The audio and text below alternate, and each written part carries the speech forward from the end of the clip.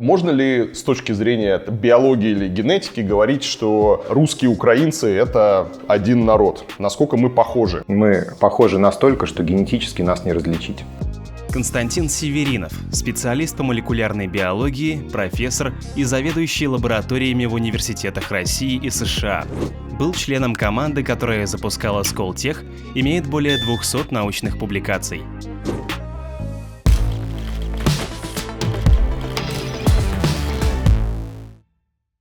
Здрасте. Спасибо, что нашли время пообщаться. Можете коротко рассказать, что сейчас происходит в российской науке, как изменилась ситуация после 24 февраля? Мне сложно говорить про всю российскую науку. Она хоть и маленькая в мировых масштабах, но все-таки довольно большая. В российской биологии возникли ожидаемые затруднения, связанные с тем, что доставка реагентов затруднилась. Целый ряд приборов стали для нас недоступны. А те приборы, которые для нас доступны, уже находятся здесь на Земле. Возможно, сервис их для поддержания в рабочем состоянии будет затруднен и, может быть, даже невозможно. Это с точки зрения инструментов. С точки зрения людей, в моей непосредственно Эпсилон окрестности много народу, 20% отъехало за рубеж. Это не обязательно репрезентативно для всей российской науки, потому что те люди, которые работают со мной, они по определению находятся на вершине этой пищевой пирамиды российской, и, следовательно, хорошо интегрированы в мировую науку и имели возможность уехать и профессионально устроиться где-то еще. А так все как было, так и есть, наверное, пока что. Я думаю, что эффекты, если будут, то они будут такие немножко отложенные и, может быть, долговременные довольно. Какие-то санкции, которые вводили, они на будущее, если мы говорим про биологию, как-то повлияют? Учитывая небольшой размер российской биологии, для нас очень важна возможность общаться с внешним миром, со странами, которые находятся в лучшем состоянии. Очевидно, что это страны Западной Европы, США, до некоторой степени Китай и Япония. Контакты с этими странами затруднены, в частности, в связи с санкциями. То есть, условно говоря, поехать на конференцию российскому ученому сейчас сложно, потому что, скорее всего, он не получит визу. Например, в случае Америки эту визу просто негде получать. Сложно оплачивать взносы за участие в конференциях. И лететь туда замучаешься. В общем, все это способствует тому, что мы отделяемся от всей движухи, которая происходит во внешнем мире. Когда дело касается каких-то областей, важных для государства, например, пропаганды или доставки каких-либо товаров, государство пытается найти какой-то выход и как-то обойти санкции. Да? То есть, что государство делает, чтобы помочь науке в данном случае обойти санкции и как-то продолжить работать? Вообще государство как-то участвует в преодолении проблем, которые свалились сейчас с точки зрения санкций? Нет, конечно, они предпринимают какие-то действия. Другой вопрос, насколько они эффективны и стоящие. Опять же, никто не знает, что лучше сделать. Одно из действий, которое предприняло Министерство образования и науки и, кажется, Российский научный фонд, это что они ввели мораторий на требования к публикациям в международных журналах для отчетности по результатам грантов в конце года. Мера на самом деле спорная, потому что если ты не публикуешься в международных журналах рецензируемых, то ты очень быстро можешь попасть в ситуацию, когда ты говоришь, что у меня такие исследования, просто зуб даю, что очень хорошие. Но они нигде не опубликованы, поэтому кто же может доказать, кроме тебя самого, что это исследование хорошее? То есть, в принципе, это стимулирует некачественные научные исследования. А с другой стороны, для подавляющего большинства российских ученых публиковаться в международных журналах сейчас сложно, в частности, потому что публикация в этих журналах требует каких-то плат издательством для того, чтобы статья была доступна всем ученым, всему миру на самом-то деле. Речь идет о нескольких тысячах долларов за статью, за такую единицу печатной продукции.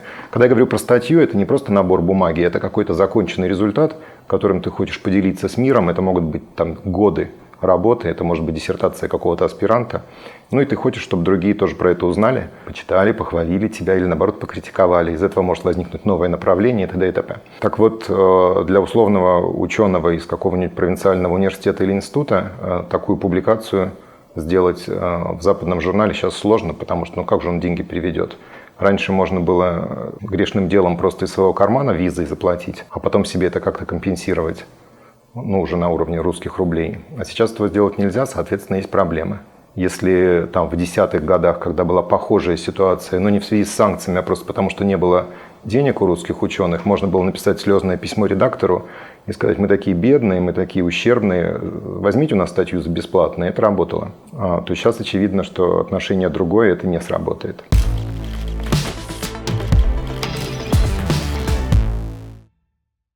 Два года назад бизнес испытал шок, когда началась пандемия. Одни компании смогли перестроиться и сделали упор на онлайн-продажи, другие же не адаптировались к новым условиям и закрылись. Сейчас очередное испытание. Российскому бизнесу стали недоступны иностранные рекламные площадки и сервисы. Как компаниям продвигать свои товары и услуги в такой ситуации? Это главная тема, которую будут обсуждать на Mindbox конференции «Полезный маркетинг». Она пройдет 15 сентября на площадке Double Space в Москве. На конференции выступят топ-менеджеры Бургер Кинга и 2GIS, Сберги Аптеки и Самоката, Диван.ру и Альфа-банка, Метро Кэш & Кэрри и Яндекс.Лавки, а также представители других крупных компаний. Доклады и воркшопы пройдут параллельно в 5 залах. Организаторы ожидают, что в конференции будут участвовать порядка 1000 человек. Спикеры поделятся опытом и расскажут, как трансформировали свой маркетинг. Особый упор выступления будет на работу в новых условиях. Эксперты обсудят перестройку маркетинговых стратегий и каналов продвижения, а также поиск новых IT-решений на замену недоступным иностранным сервисам. На конференции директора по маркетингу, руководители направления онлайн-продаж и CRM-маркетинга смогут найти гипотезы для роста бизнеса и увидеть, как другие решают похожие задачи, а также пообщаться с коллегами из индустрии. Зарегистрироваться на конференцию можно по ссылке в описании к этому ролику. А специально для моих подписчиков на покупку билета действует скидка 25% по промокоду Варламов.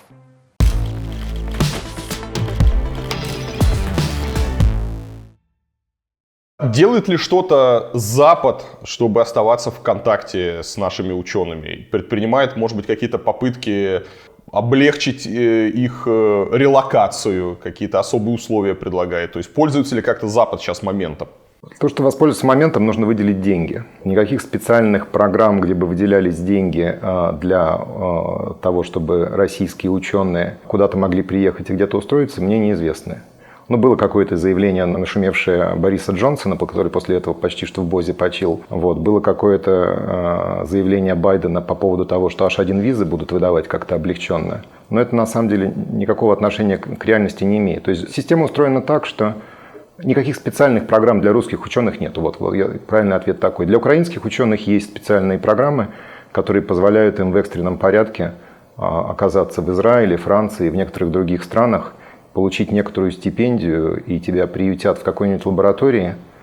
Ну, правда, профессионально не очень понятно, что это значит. Ну, понятное дело, ты убежишь от хаоса, который сейчас там царит, но заниматься, собственно, своими исследованиями ты вряд ли будешь. А российские ученые, они вообще сейчас в мире котируются, потому что есть такое вот ощущение, что советское образование там, и российская наука, и вот советская наука — это просто там номер один в мире, и мы все на расхват, и наши мозги самые замечательные, и вот есть ощущение, что за наши мозги должна идти борьба. Насколько вообще котируется в мире и насколько для мира важна, например, российская биология? Насколько для мира важна российская архитектура? Вы же архитектор по первому образованию. Российская архитектура довольно слабая, современная, но там за редким исключением есть какое-то количество архитекторов, но в целом, конечно, российская архитектура сейчас довольно слабая. Давайте архитектуру заменим на науку, и получится ровно то же самое, что вы сказали. То есть в целом ситуация такая же. Безусловно, есть талантливые люди. В целом российская наука вообще, ну тоже в количественном отношении, как с точки зрения людей, так с точки зрения денег, так и с точки зрения научных результатов. Опять же, я говорю про печатную продукцию, но без всяких отрицательных коннотаций. Мы по плану, который Владимир Путин предлагал, когда он выбирался в 2012 или в 2011 году в президент, мы должны были, по-моему, захватить 2% мирового рынка публикаций. Но мы к этому где-то приблизились, но 2% в сравнении с 34, по-моему, процентами США и таким же количеством от Китая. Ну, а оставшиеся делятся между там, Западной Европой, Канадой и Австралией. В общем, мы как бы не занимаем большое место. С другой стороны, русскую науку, конечно же, все знают. То есть, в целом, есть некая легенда о русской-советской науке. И есть большое количество представителей русской научной диаспоры, уехавших в начале 90-х, которые выдающиеся ученые, это правда. Это не отменяет того, что среди тех, кто уезжал, например, в 90-х годах, масса, наверное, людей, которые полностью сошли из этой гонки и занимаются чем-то другим, что тоже неплохо. Вот. Но не то, что мы несем туда свет, не то, что прямо там кому-то все это очень нужно, и в биологии особенно. Если дальше вот все будет развиваться, как примерно сейчас развивается, я имею в виду и санкции, и изоляции, на долгосрочной перспективе какое будущее будет у российской науки? Ну, она никуда не денется, нельзя же быть, чтобы ее просто вдруг не стало. Да, она, наверное, будет в таком же состоянии. Надо понимать, что и мы же сами себя так глядим на себя, радуемся, вот, тешим себя идеями о великой советской науке. Вопрос, насколько она великая, тоже такой довольно спорный. Нам приятно думать, что она была таковой. Я, например, застал советскую науку в ее там позднем варианте в конце 80-х годов. Из биологии там было, ну, прямо скажем, нехорошо. Хотя были абсолютно выдающиеся ученые. Поэтому, ну, на мой взгляд, женщины рожают с мужской помощью, дети вырастают, и некоторые дети хотят заниматься архитектурой, а некоторые хотят заниматься наукой. И хоть им кол на голове тиши, они все равно будут это делать. И будут они поступать, например, на биологический факультет Московского государственного университета, и там их будут учить. И некоторые из них потом достигнут каких-то существенных результатов, просто потому что это вопрос удачи, работоспособности и вообще желания этим заниматься. Это не очень сильно такой администрируемый процесс, он естественный. Кто-то просто хочет это делать, потому что ему это по кайфу, и он это любит, и не хочет работать там, например, водителем автобуса, что тоже хорошая работа. Поговорим про генетику. Какие Давайте. сейчас у нее позиции в России, насколько государству эта тема как-то интересна? Какие задачи сейчас государство перед генетикой ставит? У меня прямо все внутри ёкнуло, потому что когда вы задавали этот вопрос, вы замерзли, у вас экран как бы не двигался. Государство ставит перед генетикой большие задачи, потому что вот это прошлое десятилетие характеризовалось такой, ну, если хотите, революцией в генетике, хотя я бы сказал просто в науках о жизни. Давайте уйдем от конкретных терминов, будем называть все это наука о жизни, life sciences. Потому что, с моей точки зрения, между генетикой, биохимией, молекулярной биологией, молекулярной генетикой, физхимической биологией и прочей никакой разницы нет. Это все одно. Изучение живого.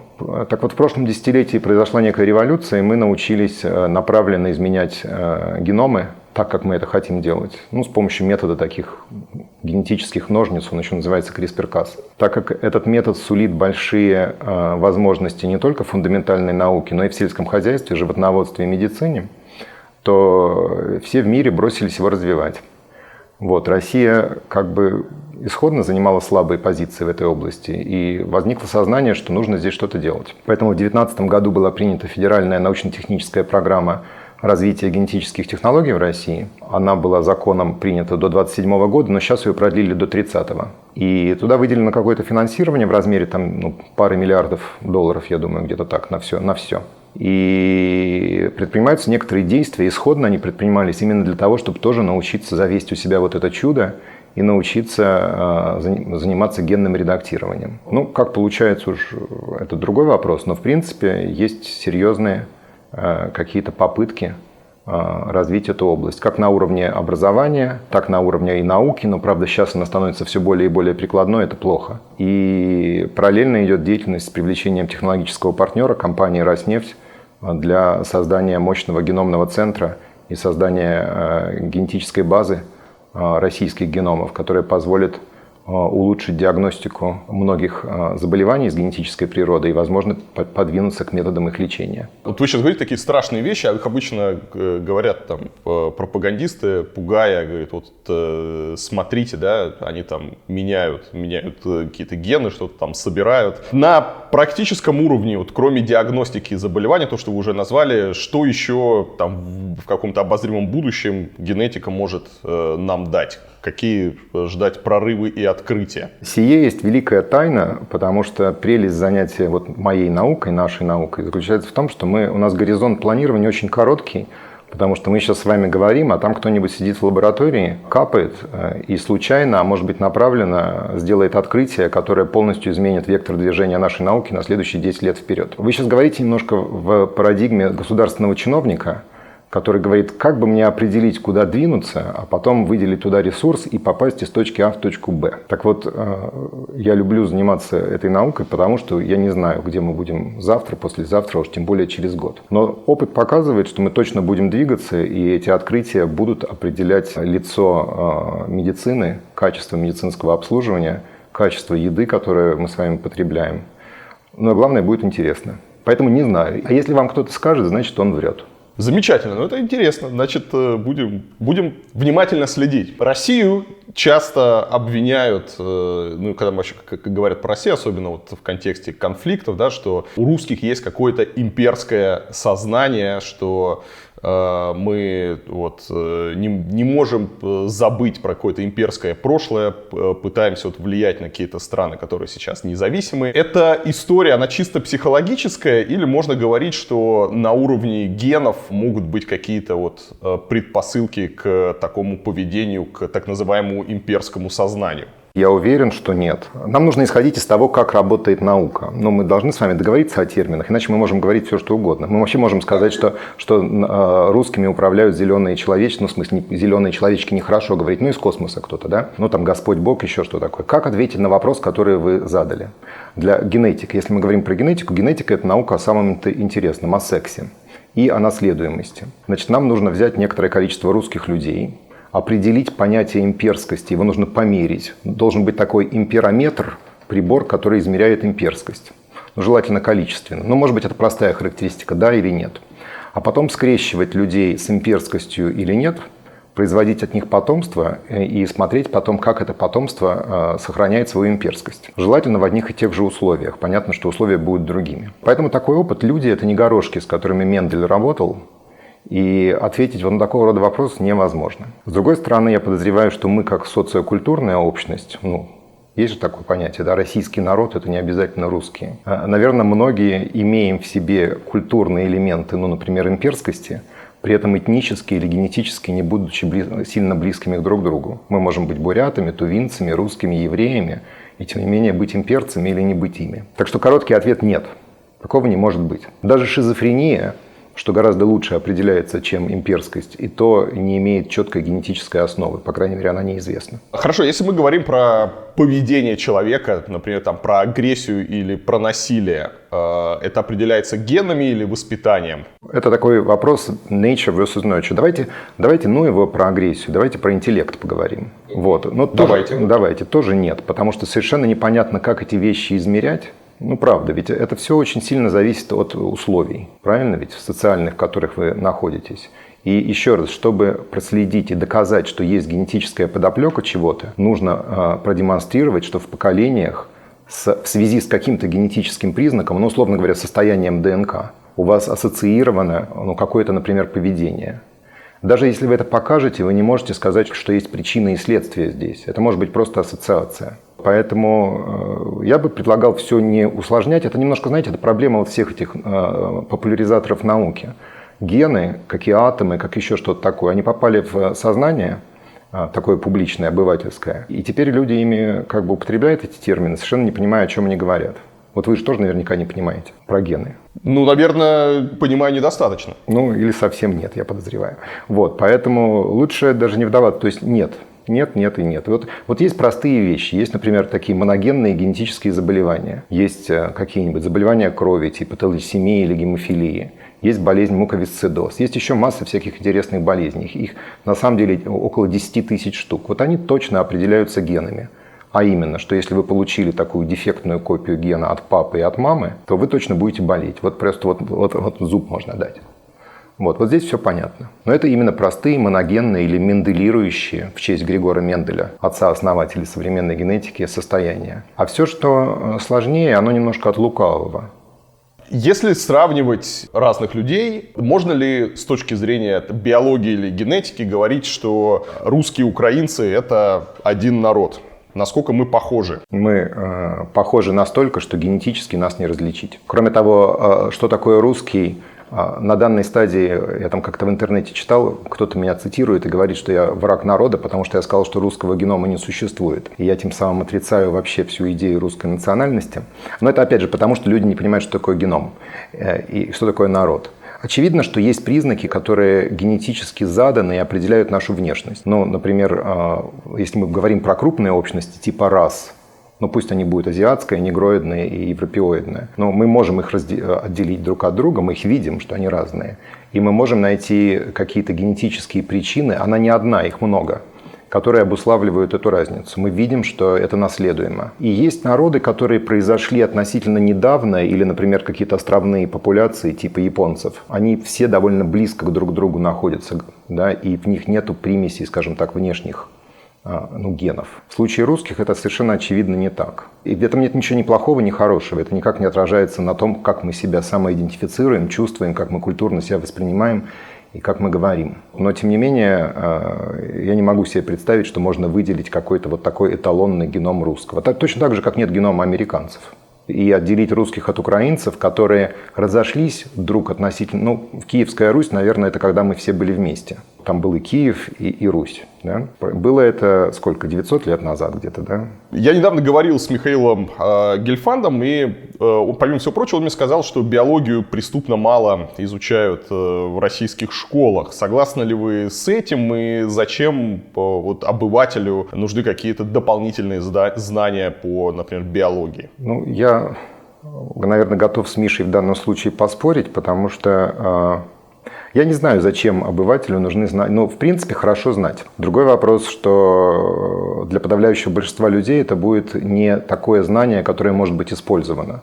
Ну, можно всем затвердить, что такое ген, как устроен его материальный носитель ДНК, как гены работают или не работают, нам всем было бы это приятно. Ну, потому что мы сами это любим. Это оказалось важным в контексте, ну, например, вакцинации. В России вакцинация, в общем, была ниже, чем того, чего хотелось бы. Да? И, возможно, одно из объяснений было, что люди не принимали идею вакцинирования, потому что они были неграмотные.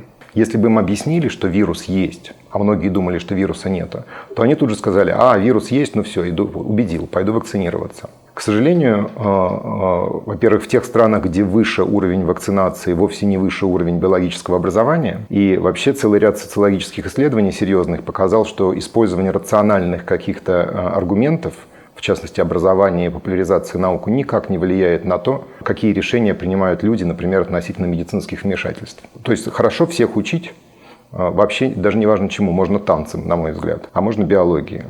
Но почему именно биологии, мне не очевидно. Здесь на днях вышел опрос в ЦИОМ, и 44% россиян полагают, что продукты с ГМО могут вызывать рак. Сначала цифра кажется там какой-то страшной, а потом оказывается, что она на 23 процентных пункта меньше того, что было в 2014 году. Когда вот вы видите вот эти вот заблуждения, теории заговора, вот это вот мракобесие, которое часто вот у нас вот транслируется, и люди в это верят. Как вы к этому относитесь, и должна ли быть какая-то программа по развенчанию вот этих вот мифов? Я думаю, что почти в любой стране процент вот таких интересных конспирологических идей более-менее одинаков и довольно высок. Наверное, это свидетельствует по-английски это называется disengagement или estrangement, когда люди немножко отдалены от какого-то такого основного движения науки, культуры, там, государства, всего чего угодно. А если ты стоишь в стороне и щелкаешь семечками, мимо тебя едет какой-то паровоз там, технологический, наверное, ты обижаешься и придумываешь себе что-нибудь такое. Но это, мне кажется, это в головах, но не в генах. Это удивительно, но исследования показывают, что рациональными способами с нерациональными страхами бороться нельзя. Это можно, как ни странно, бороться, может быть, с помощью YouTube-роликов, могут быть там какие-то ролевые модели, может, кому-то просто у кого-то рак будет. Условно говоря, вот тот, у кого заболевает ребенок, он становится природным генетиком. Ну, конечно, кто-то все равно в небольшом количестве пойдет к гадалкам, но, в принципе, до госпиталя дойдут. Поэтому, да, так и есть.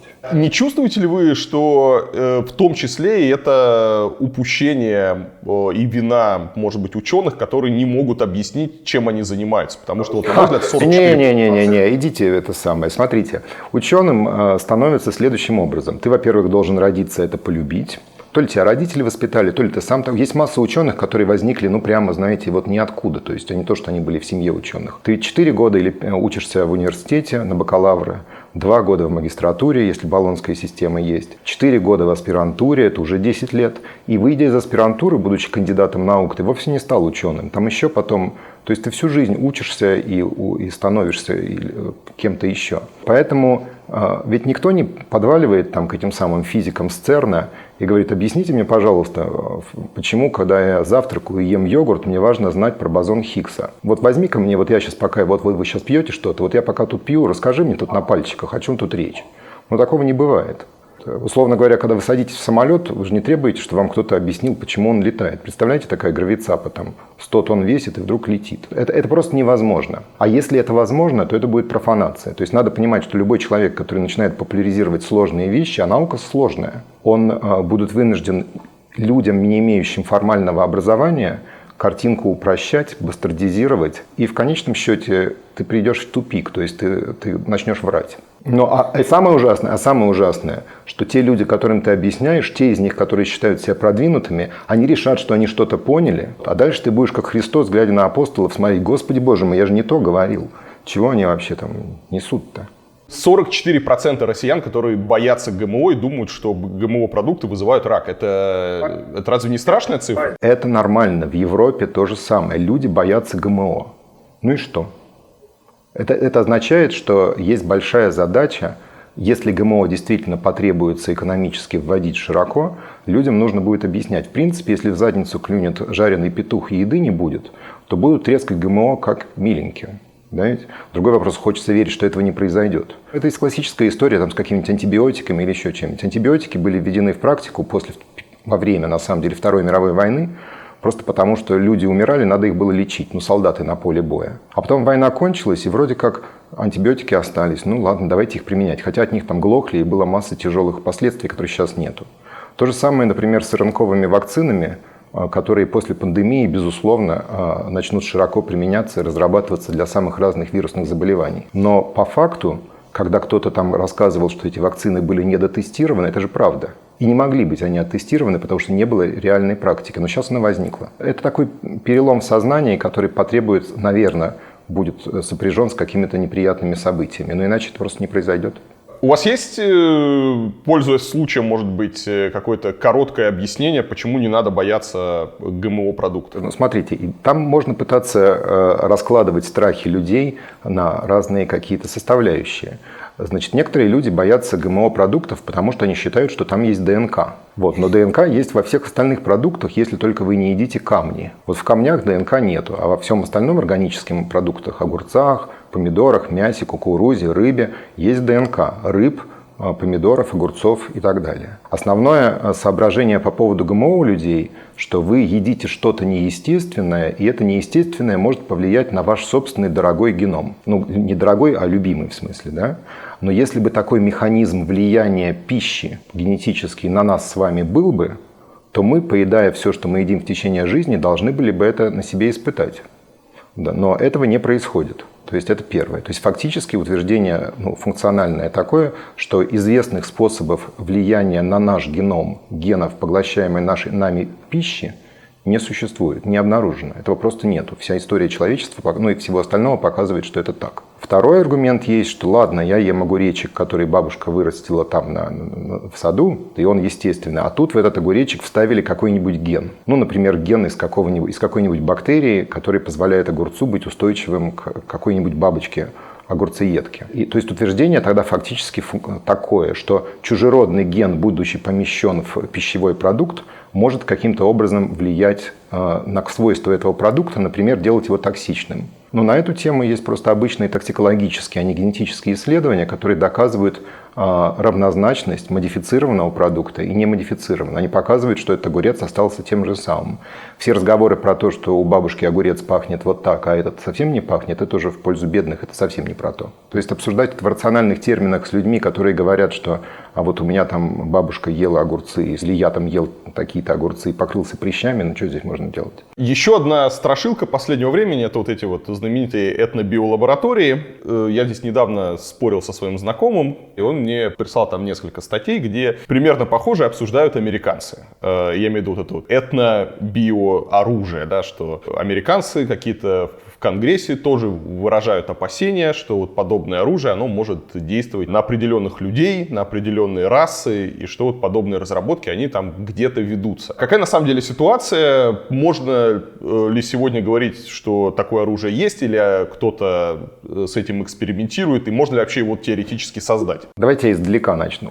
То есть можно создать вещества, которые будут направленно действовать на какой-то биологический объект, а на другие объекты не действовать. Например, антибиотики – это такие вещества, которые убивают бактерии, а нас с вами не убивают. Пестициды – это такие вещества, которые убивают жучков, а нас с вами не убивают. Да? Или гербициды убивают какие-то растения, сорняки, а другие не убивают. То есть, в принципе, есть способ достижения направленного действия какого-то агента на какой-то биологический объект. Но этот биологический объект должен существенным образом отличаться от других объектов, на которых вещество не оказывает действия.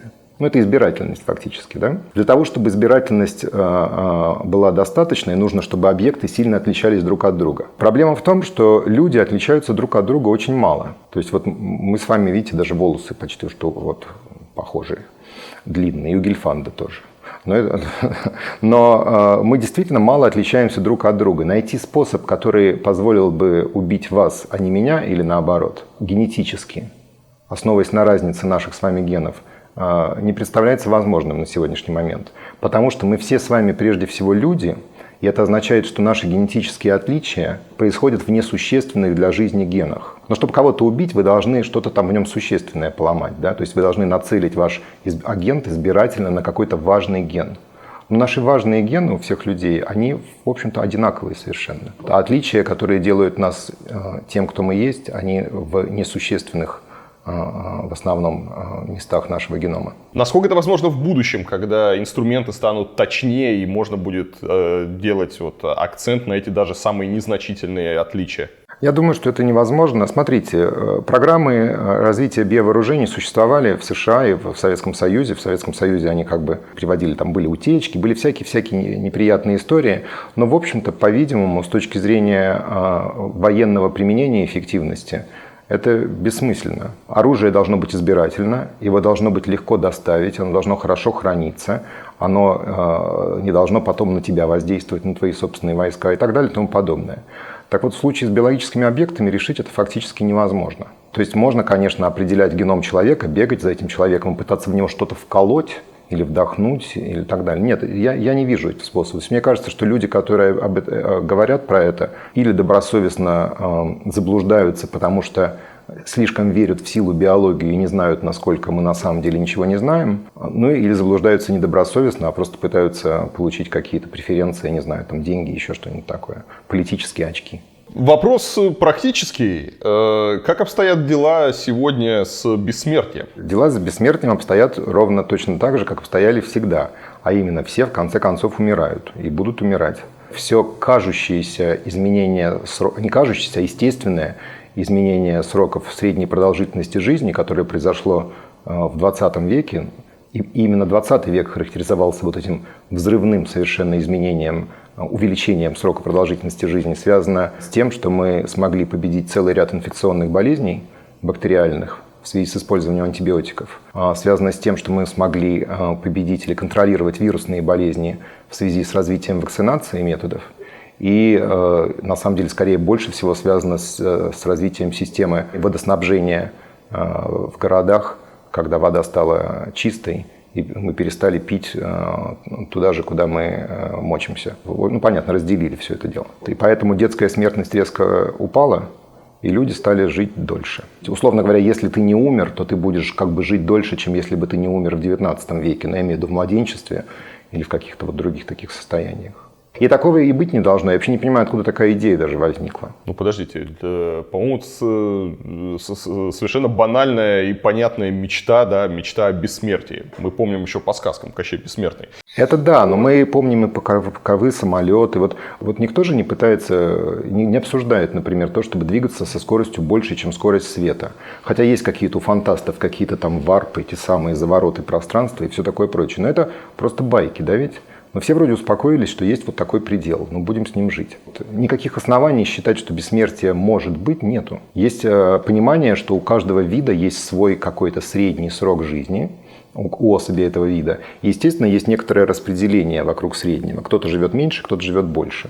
Оно связано с удачей, внешними условиями и генетическими составляющими какими-то, сложным очень образом. В общем, быть богатым, здоровым и что-то там успешным, наверное, хорошо. Но, кстати говоря, вовсе не обязательно значит, что ты будешь жить долго. Ну хорошо, но периодически вот появляется в новостях, что там обнаружены там гены старения, и что можно как-то вот выключить их, и старение как минимум замедлить. Если речь не идет о бессмертии, то продлить там в 2 раза твою там биологическую жизнь. Мы же договорились с вами, что вы не очень понимаете про гены. Да. Да, люди, которые не очень понимают о предмете, который им описывается, читают статьи, которые им написали люди, которые не понимают, о чем они пишут. Дальше возникают различные интересные городские легенды и всякие самые. Я думаю, что вот если все это отфильтровать, то да, действительно, в течение последних 10-15 лет научные исследования, связанные с продлением длительности жизни, они получили большое развитие. И раньше это была вообще область для фриков, а сейчас вроде стало так более-менее серьезно. Но в основном это делается не на людях, нужно сразу сказать, а на мышках или на мушках, или на цветочках, на чем-нибудь таком. И есть некоторые данные, которые показывают действительно, что некоторые варианты генов могут в среднем удлинять продолжительность жизни носителей таких вариантов генов. С другой стороны, наиболее эффективным для продления жизни во всех видах, которые изучались, человек не изучался, я сразу говорю, является просто сокращение количества потребляемых калорий. Вот прям вот очень просто. Вот мухи, которые мало едят, живут в среднем дольше. То есть надо меньше есть? Ну, вот видите, а потом возникает вопрос, если еще и меньше пить, то кому нафиг такая жизнь нужна, да? Да, я понял. Нет, смотрите, еще раз, чтобы не было потом недопониманий. Это данные, которые получены на модельных животных. Очень хочется сказать, что раз ученые показали что-то на мухах, то и для людей это то же самое. Но мы не мухи, и это очень важно. Окей, вы сами как-то вот плавно вывели к истории, которая перетекает в так называемый биохакинг. Различные ребята пытаются нащупать какие-то новый формат жизни, чтобы, опять же, свою жизнь как-то продлить. Они употребляют какие-то там таблетки, вырабатывают какие-то разные режимы и пытаются вот обмануть природу и как-то улучшить свою жизнь. Как вы относитесь к биохакингу и есть ли действительно какие-то интересные исследования и методы? Никаких интересных исследований на эту тему нету. Это, к сожалению, а может не к сожалению, это некоторый результат того, что наука вышла из слоновой кости, стала доступна как бы всем, и каждый действительно может попробовать. Но почему бы нет? Если бы движение биохакинга все росло и росло, был бы способ систематизировать, что эти люди над собой делают, это было бы, наверное, довольно полезно. При этом многие из них, наверное, не оставили бы в будущем своих генов в популяции, что тоже, может быть, было бы и неплохо. Люди, не имеющие биологического образования, занимающиеся тем, что вкалывают себе перед камерой там, в эту самую вляжку генетический редактор, если это вообще он, и показывающие потом результаты этого дела тоже на камеру, они не могут серьезно рассматриваться. Это совсем про другое. Никаких научных оснований для такой деятельности нету. К сожалению, потому что хоть и хотелось бы, но правда ведь такая прекрасная идея. Это же идея, она везде витает. Вот там, например, идея с детскими домами творчества или вот этим Сириусом, Кванториумом, вот все, что в России есть. Это то, что ученые уже такие все занудные. Вот сидят там, что-то капают. А давайте мы всех позовем, простых людей, и всем массам мира вот возьмем и порешаем все задачки. Ну, не дураки же мы. Знаете, как песня у Высоцкого была, там, товарищи ученые, доценты с кандидатами. Как потом колхозники пели, что если у вас там что не получается, вы нам картошку уберите, а мы к вам потом приедем и выправим дефект в лабораториях. Ну, не получается так. Окей, можно еще один глупый вопрос? Да ради бога. Чего останавливаться теперь уже? Человека, который не понимает в генах. У Юваля Ноэ Харари в Homo Deus, его книге, там, где он как раз фантазировал на тему будущего, там в том числе описывалось, как одна из моделей будущего, это возможность программировать своих детей. На совсем примитивном уровне это выглядит у него так, что ты приходишь там к врачу, и тебе говорят так вот, можно сделать плюс 10 там к уму, сделать его более там усидчивым, поменять как-то его гены вот на уровне эмбриона, и у тебя будет вот ребенок почти как выбираешь машину себе в автосалоне. Насколько в будущем, опять же, теоретически это возможно? Или это невозможно в принципе? Мы возвращаемся с вами к определению генетики. Мы фактически говорим про семейное планирование.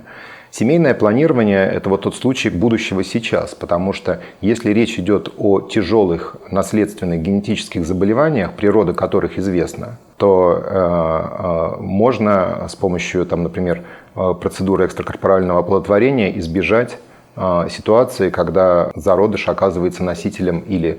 Ну, надо понимать, что это воздействие, когда условно кто-то принимает решение, кто будет жить, а кто не будет. Ну, в конечном счете, да. Вот. Но это возможно.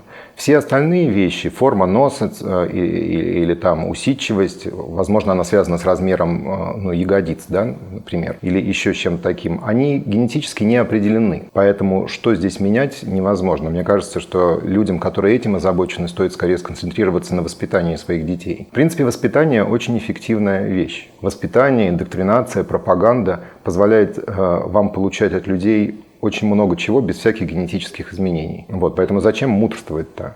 Но вот настоящие заболевания, генетические заболевания, наверное, их количество можно будет, их распространенность в недалеком относительно будущем, десятки лет, будет как-то контролироваться с помощью генетических вмешательств. В это я верю. Цвет глаз можно выбирать? За цвет глаз же гены отвечают. Да, но их много, к сожалению. Это не один ген. Выбирать можно все, что угодно, но вот у меня 3 ребенка, и у них разные у всех.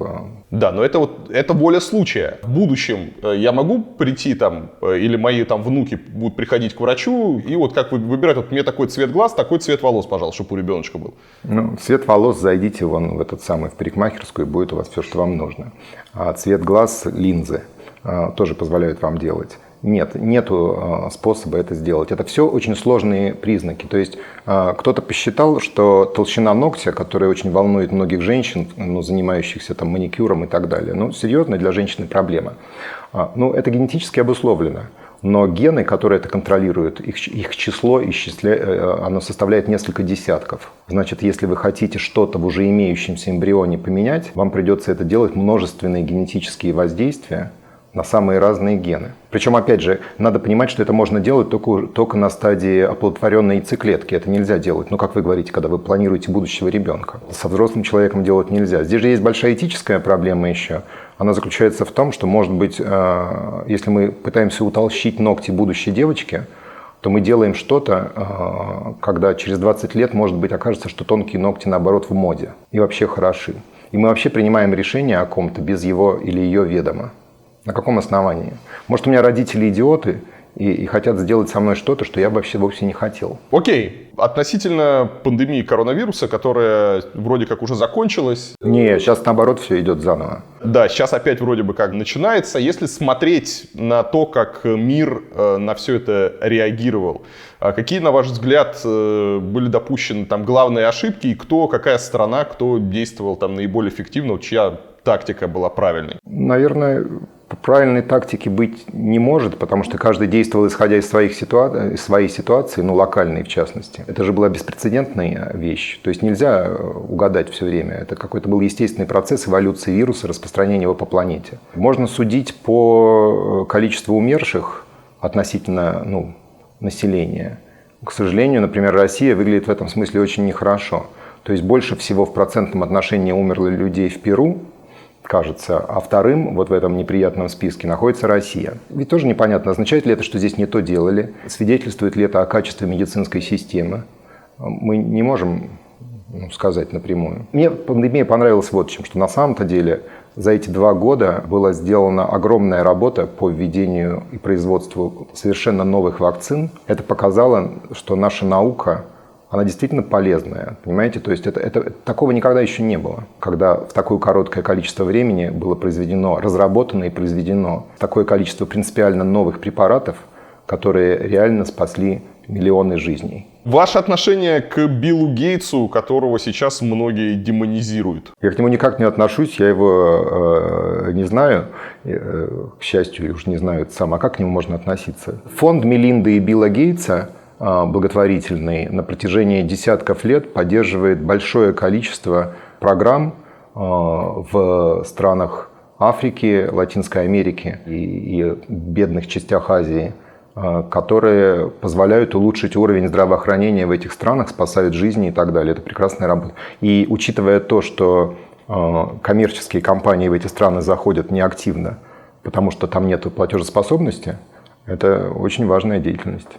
А компьютеры я его не знаю, потому что я все время макинтошами пользуюсь, начиная с конца 80-х годов. Я как раз не про компьютер, а про то, что особенно вот после коронавируса, да, все вдруг начали его демонизировать, вспомнили его выступление на TED, да, по-моему, где он просто предсказал, что будет какая-то вот пандемия, и все сразу провели аналогии, что это чуть ли не он это все дело запустил. И, как обычно, подозреваешь, что если человек инвестирует в какие-то прививки и вакцины, то, значит, он будет под себя создавать рынок, провоцируя какие-то там глобальные эпидемии. Мне кажется, что все-таки это больше говорит не о Билли Гейтсе, совсем ничего не говорит о Билли Гейтсе, а говорит о тех людях, которые делают такие утверждения. Кроме того, я подозреваю, что 99,9% людей, которые это говорят, никаких выступлений Билла Гейтса ни на каких тедах не слышали от слова совсем. Но они смотрели вырванные из контекста фрагменты в передачах Михалкова. Ну так это, а он переводил это, знаете, как Pavarotti напел кто-то там в Одессе, да, и не понравилось, как поет. Окей, по поводу ковида, нужно ли сейчас идти ревакцинироваться? Практический вопрос. У меня такой вопрос не стоит, потому что я сейчас еду в Штаты, и мне просто это нужно сделать. То есть в Штатах, в университетах, и это не государственная политика, это политика университетов, но надо понимать, что там очень много студентов. Ревакцинация обязательно для профессуры и для студентов, и это просто условие нахождения на работе или на месте учебы. Никаких «но» и так далее, просто ты должен быть ревакцинирован. И я считаю, что это совершенно правильно. Другой вопрос, что новые варианты коронавируса, которые сейчас начинают быстро распространяться, одной из причин их быстрого распространения является то, что на них гораздо менее эффективно действуют антитела, выработанные существующими вакцинами или заражениями прошлыми вариантами вирусов. Это такая эволюция на деле. Мы с вами сейчас находимся уже второй год, наблюдаем такой эволюционный опыт глобальный. Поэтому ревакцинироваться надо, на мой взгляд, и лучше это делать вакцинами, которые разработаны под омикрон. Такие вакцины будут выкатываться в сентябре в Штатах. Такие вакцины в центре Гамалеи разработаны, они еще не сертифицированы, но они работают. После их применения повышается количество антител, которые нейтрализуют именно омикрон. И это хорошо. Но это когда-то завтра произойдет, то есть сегодня идти ставить там спутник или вот эту вот стандартную там Модерну не имеет смысла. Нет, это не так. К сожалению, одна из причин, почему сложно так ученым доносить какие-то факты до очень умных, просто не ученых, не научно образованных людей, заключается в том, что, к сожалению, такое обывательское сознание, оно немножко бело-черное. Да и нет. А вопрос-то всегда в каких-то градациях и процентах. Поэтому, безусловно, имеющиеся вакцины повышают уровень вашей защищенности к заражению, то есть вы будете менее вероятно, что вы заразитесь. Если вы заразитесь, то с большей вероятностью это будет менее тяжелое течение болезни. И если вы умрете, то, опять же, вероятность умереть у вас будет меньше, если вы вакцинировались. Другой вопрос, что это не абсолютно. И новые вакцины, разработанные против омикрона, ваши шансы не заболеть менее тяжело и не умереть повышают. Вот в чем заключается утверждение. На сегодня в мире, сегодня только что смотрел, использовано уже 12 миллиардов доз вакцин против коронавируса. Это офигенное совершенно количество. Такого никогда не было еще. Да? Эти вакцины создают, безусловно, какой-то фон, который защищает нас от чего-то. Да? Их действие со временем падает. И чего остается еще делать? Лекарств нету. Значит, вы будете применять эти вакцины. Если мы считаем на количество реально заражаемых людей, а сейчас заражаются очень много, то даже небольшая разница в эффективности вакцины, скажем, новой относительно старой, приведет в числовом исчислении к большому количеству сотни тысяч людей, которые менее тяжело заболеют, не будут иметь последствий, и тысячам спасенных жизней, а может быть десяткам тысяч способных жизней. Вот и все. Вот почему новые вакцины надо разрабатывать, и когда они будут, и доказана их будет эффективность, их нужно будет применять. Мы должны просто с вами, когда мы про это обсуждаем, как эпидемиологи, мы должны отойти от нас самих дорогих, а смотреть на это все, знаете, как у политиков в статистике. Спасибо большое. У меня все вопросы. Было очень интересно. Пойду изучать, что такое гены подробнее, чтобы не задавать глупых вопросов. Тогда мы в следующий раз с вами встречаемся через 5 лет. Я понял. Договорились. Все, хорошо. До свидания. До свидания.